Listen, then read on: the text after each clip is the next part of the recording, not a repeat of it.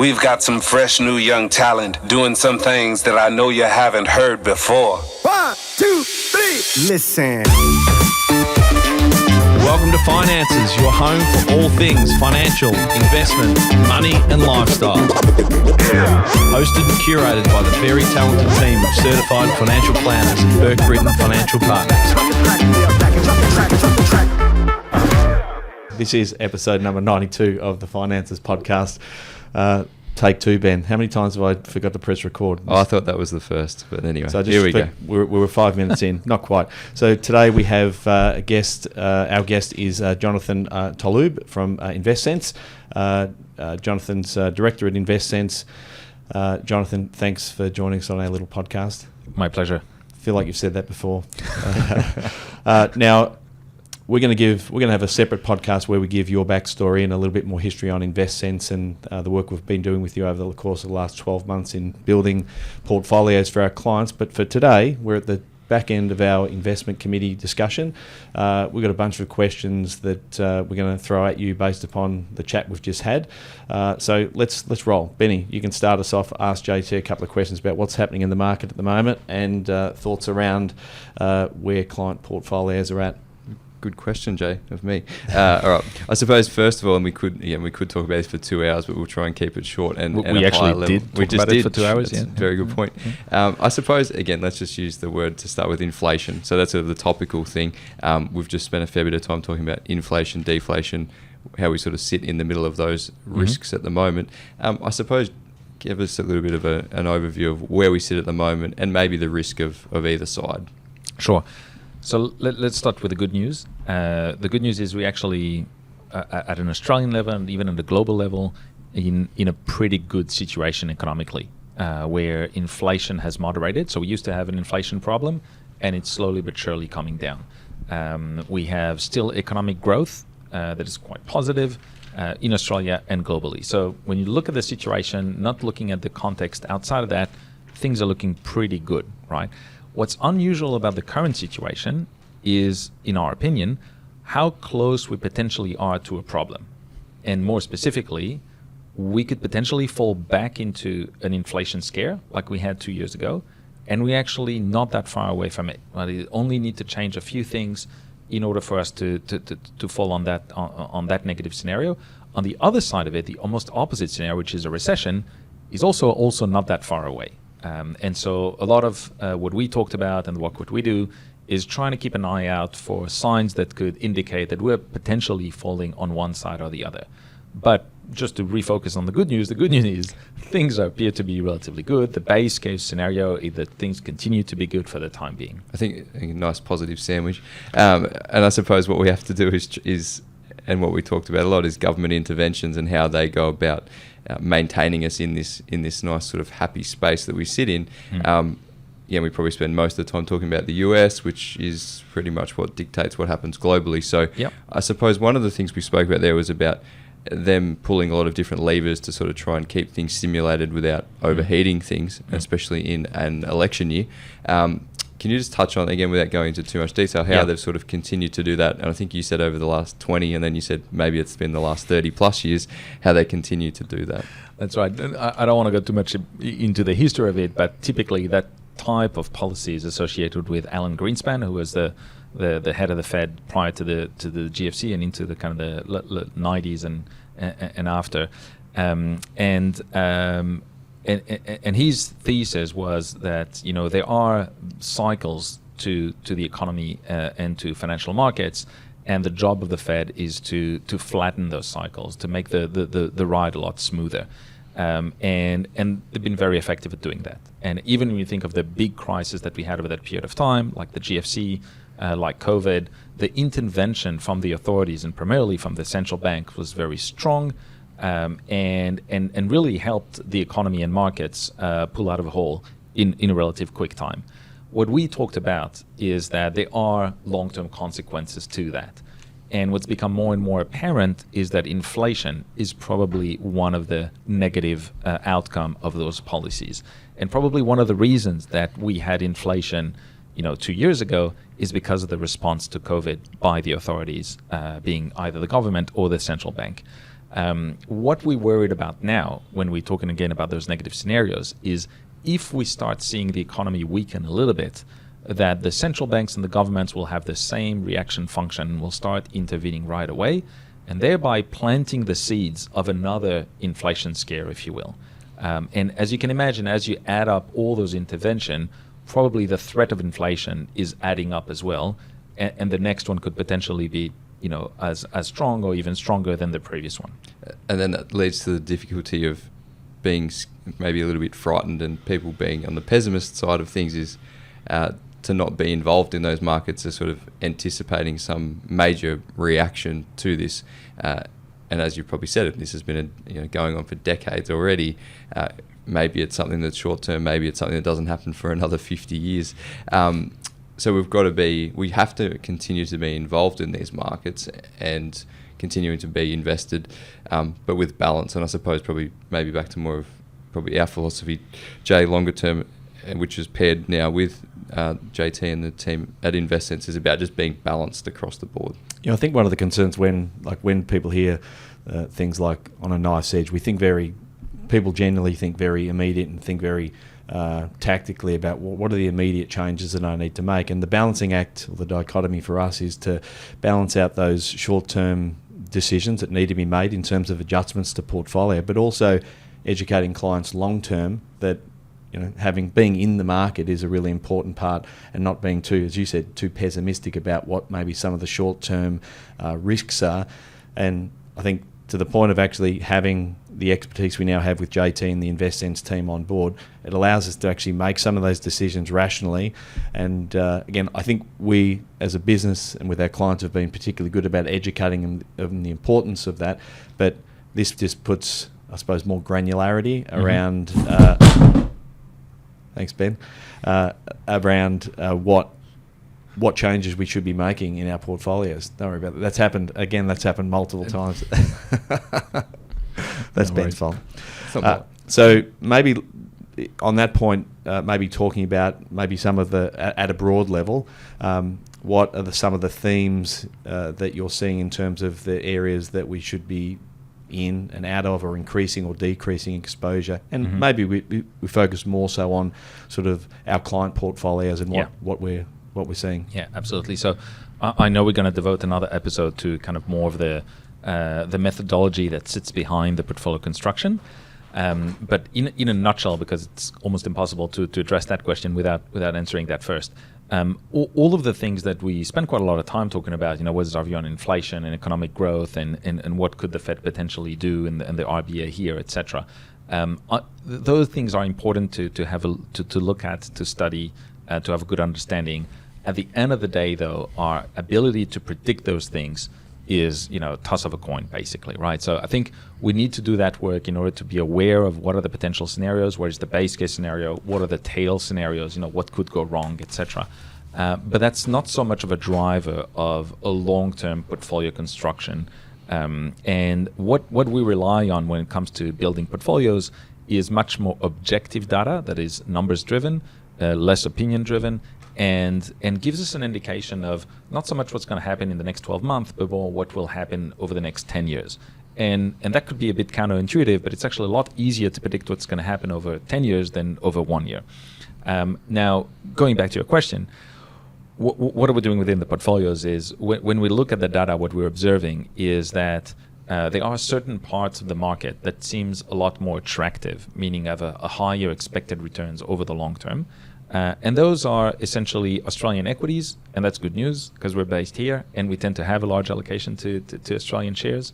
And a lot of things outside of the US, right? So we tend to have, at the moment in the portfolio, an underweight to US equities. So think, the Google, Nvidia, and Microsoft of this world. They're good, great companies. They're growing fast, but you need to pay too much for it. Right? They're a little bit too expensive currently, and therefore the future expected returns is likely to be lower. On the other side of that, you have economies in emerging markets that are growing fast and are also cheap, right? And you have the same things happening in Europe, not so much the growth, but more the attractive valuations, how cheap you can access those companies. The same thing happening in Japan, in the UK, etc. So Our portfolios are a little bit tilted toward that, underweight the US, overweight the rest of the world, and that's one of the big active positioning within the portfolios currently. I know we're going to do another podcast on this, but we talk a little about relative risk over a relative period of time, and that's one of the things. It's been one of the very informative things for our clients and also for us about the sort of the methodology that you use to make the decisions, and the fact that risk, the risk appetite, or sorry, the risk we expect in particular sectors floats all the time, and that you are constantly looking at what where the risk is versus the time frame that we expect that risk to occur. I suppose it's more just making the point that this is it's something that we as financial advisors, being able to bring that expertise in, because we sit in client facing much of the time, and being able to have that expertise sitting behind us is comforting, and should be comforting for all those people out there, clients and otherwise, that want to think that we should be actively making changes to portfolios based upon that risk, but also understanding that risk. I was going to say, I think there's the two sides to it. It's understanding and monitoring all of these constant changes in the indicators and markets, but it's then knowing when to not react and when, but also when change needs to happen. Like I think some people assume that it's almost an intraday trading scenario because there's so many things happening. And then it's not to be completely passive and just not respond to them, but it's just about knowing when to just adjust just a little bit. And I think the easiest way maybe to understand that, say, inside of the direct Aussie portfolio. So if you think about a couple of examples there, like, we just spent some time talking about maybe a Wesfarmers, and it's run ahead. So you look at it internally. It's probably overvalued at this point in time. Maybe it's a good opportunity to skim a little bit of profit out of something like that, and then look at something else that's, maybe that looks good value at the moment. So using all those sort of leading indicators from a global perspective, macroeconomy, back into the micro to make changes. Yeah, and the example you described is almost an ideal scenario, which you invest in a company and it's a good quality company, and then it performs well, and you're taking profits on it or selling it, not because it's become a bad company, but becomes, in a sense, it's become even better, right? And so you're taking profits, and then, that's such a good situation to be in as an investor, which is, look, I've made some good money here. I don't need to buy at the bottom and sell at the top every time. I don't really care if it goes higher from there, because I made good returns from it, and I'm reinvesting those profits into another company that is also a good quality company, but it's actually available at a much more attractive price, and that therefore has much more upside. It's the really hard one for people to overcome, is the emotion around that. And even a well-known business like a Wesfarmers that people interact with all the time is that they think, why would I want to get rid of that? It's going to be around forever. But then if you best be completely rational and use the numbers as the indicator, well, it's expensive. I can buy something that's got better upside at a cheaper price. It doesn't mean you don't go back to Wesfarmers at another time when it becomes the more favourable option. And I think, again, it's probably an Aussie thing, I think, is we're quite loyal to our investments as well. So that becomes even more challenging. And we've had lots of discussions, and we've talked about this on the podcast many times before. But just being able to overlay that situation, have it, use the numbers to dictate what we do, super important. Take some emotion out. Emotion often drives poor decisions. Objective data. You like that, don't you, JT? Absolutely. You mentioned the sell positions we used the example of Wesfarmers. The other thing that we talked about for a little while today was opportunities in the market, stuff that maybe that isn't in our portfolios. We don't own it at the moment, and you had a couple of examples. I thought maybe we'd just touch on IDP education as an example of what you're looking for in terms of opportunities in the market, maybe that we don't hold in our portfolios that have some potential upside. Yeah, sure. So I'm going to preface that by saying that, look, I love to tell stock stories. It's always nice and appealing. At the end of the day, what matters more is the overall portfolio, the fact that we hold 31 stocks in a portfolio, and it's, how that ecosystem evolves, basically, that is important to us, right? So within that portfolio, we're going to have some growth stocks, we're going to have some value stocks, we're going to have some dividend payers, we're going to have some turnaround stories. The important thing is to be diversified across various risks. So if one thing happens here, you're not overexposed to it. Now, Having said that, IDP Education is a company that is in the student placement business. So it matches universities with overseas students that are looking to study abroad. So by and large, it tends to be Asian students that want to study either in Australia or in America. And IDP Education matches the university and students, so provides services to both, and I think also provides services afterwards, after the placement, to the students that are abroad. It's a company that has quite a nice growth profile. Has been able to grow earnings on the back of quite obviously demographic trends in Asia. That with a population that is moving into the middle class, becoming more wealthy. And can more and more people that can afford the luxury of an overseas education. Now, what always matters is not just the path of the earnings, but again, as we discussed, how much you're paying for it. It was a company that was quite expensive even about 2 years ago. And part of that was because it's a bit of an ESG darling. So people who invest in primarily with ethical mindset are very attracted to that company because it kind of ticks a lot of boxes from that perspective. There's been a little bit of a downturn both in ESG investing and potentially in the growth paths of IDP Education. And so the outcome of that is now a lot cheaper than it used to be, right? If you look at kind of peak to trough, it's probably 30-40% cheaper than it was at the top. The fundamentals are still strong. The long-term story is still attractive. So we see it as an opportunity to buy a growth company at a much more attractive price. Now, having said that, maybe that particular company, which is one of 31, is not going to work out as expected. The important thing is that we have others in there. I'm glad you added the preface or the caveat there, because I think one of the things that we notice with clients is that clients love stock stories as well. And part of the education piece and why it's so important to talk about diversity is that you think about the number of stocks that exist in our client portfolios, the ability to be over the top of all of them all of the time is very difficult, even for an individual investor.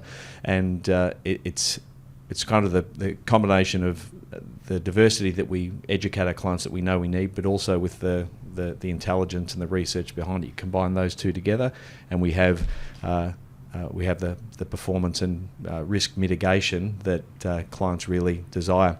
We've got time for one more question, Ben? If you want. Okay. Very quick one. We talk, for those, this is probably more for our clients that understand how our portfolios, starting to understand how the portfolios work. And we have a number of portfolios that have a return plus CPI.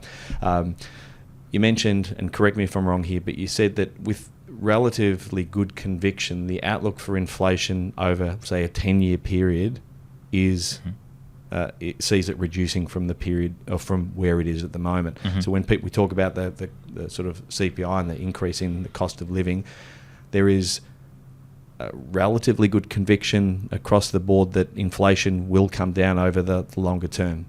Is that a fair assessment of what we talked about? Yes, but it is, right, that inflation being currently, I think the last number is around just above 4% in Australia. And when you look at the long-term market predictions of where inflation is likely to be, it's more kind of the mid-range of the RBA target, which is between 2 and 3%. So let's call it 2.5% currently, which means that the market has a confidence that over time inflation will come back into kind of more historical norms, and that a high inflation, we may have spikes, but if you look at a 10-year period and average over those 10 years, it's very unlikely that we'll have such high inflation numbers, right? Now, that in and of itself is good news because, as you mentioned, the portfolios have a CPI plus target, so CPI plus 2, CPI plus 3. Obviously, it's a little bit easier to achieve a CPI plus target if the CPI component is as you expect to be. And that's a big part of the good news today, which is when you look at the expected return at a portfolio level, today it looks like the portfolios that we manage have a fairly high probability of achieving their objectives with even a little bit of a buffer there. And I think that overall, especially when you contrast that to what we were talking about earlier, what are the risks, inflation, recession, etc. Keep in mind that those things don't last for 10 years. They're an inevitable part of the journey. But when you look at the entire journey, actually at the moment, it is quite a positive story. Thanks, JT. Ben, any Good. closing I comments? like nice positive ending. Yeah, it's a good way to end it. Listen, we did talk for 2 hours prior to the podcast. We're trying to condense that into probably 15 minutes, but we'll look forward to making this a regular thing, JT, after our investment committee meetings, actually recapping. And thanks again for your time. Appreciate your expertise. And I know that our clients, as they get to know you and get to know the InvestSense team and what you do, will very much value these discussions and the recap on markets and where we're headed. So thanks, Ben. Thanks, JT. And we'll see you next time. Thank you. Thank you. We hope you enjoyed today's episode. If you're keen to understand more about how financial advice could benefit you, follow us on Instagram, Facebook, and Twitter at Burke Britton FP, or Google Burke Britton Financial Partners. Check out our client reviews, testimonials, and make a time to meet one of our certified financial planners by clicking Book Now on our website. Thanks for listening. Any information contained in this podcast is of a general nature only. No account was taken as to the objectives, financial situation, or needs of any particular person. Therefore, before making any decision, listeners should consider the appropriateness of any information with regard to their particular objective, financial situation, needs, and seek independent advice from a licensed professional specific to their circumstances. All right, hit it. That translates to don't be a moron and act on what some random person says on a podcast. Take personal responsibility, do your homework, ask questions, and speak to an actual human that knows what they're talking about before you do anything. PB Financial Solutions Proprietary Limited, trading as Burke Britton Financial Partners, are authorised representatives of AMP Financial Planning Limited, AFS, licence number 232706.